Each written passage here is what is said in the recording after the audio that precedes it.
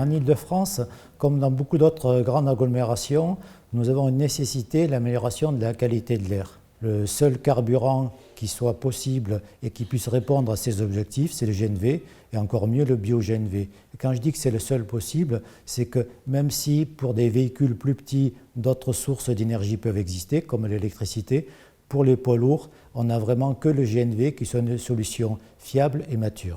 Aujourd'hui, on a 43 stations publiques en France, 5 en Île-de-France. Dans les 10-15 ans à venir, on pourrait être entre 200 et 240 stations. C'est la raison pour laquelle le CIGEF a décidé de participer au développement d'un réseau de stations. Alors, ça commence tout d'abord par la station de Bonneuil-sur-Marne, la plus importante qui ait jamais été construite en France, mais également la première construite par un opérateur public.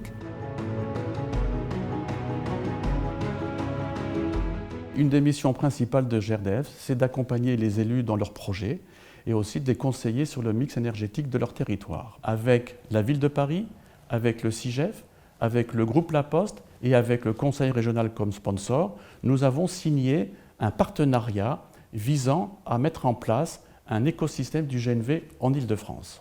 À cet effet, GRDF rencontre les élus pour leur expliquer les bienfaits de la mobilité au GNV et tout particulièrement l'impact sur la santé des Franciliens. Par ailleurs, nous travaillons aussi avec les porteurs de projets, c'est-à-dire ceux qui réalisent les stations d'avitaillement, que nous accompagnons pour dimensionner, pour les aider en tout cas à dimensionner leurs projets, mais aussi trouver les meilleures conditions d'implantation de ces projets auprès du réseau de GRDF.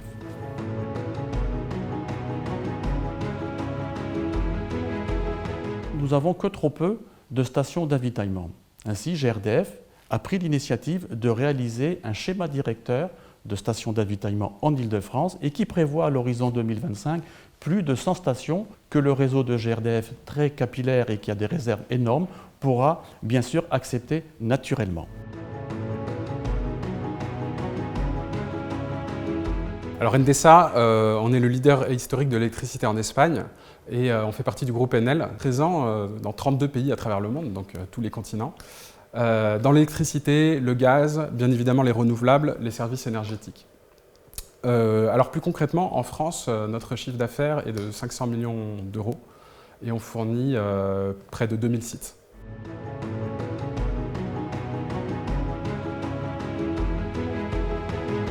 On est présent depuis 2000, c'est-à-dire depuis les tout débuts de la libéralisation du marché, ce qui fait de nous un pionnier. Nos objectifs en GNV sont très ambitieux. En fait, on veut assez rapidement arriver à exploiter un réseau de stations à travers toute la France.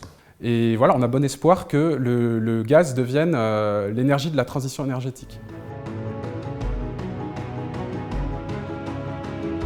TAB, c'est un chiffre d'affaires de 52 millions d'euros, c'est 200 personnes. C'est donc une activité nationale avec une dizaine de terminaux en France et en Italie.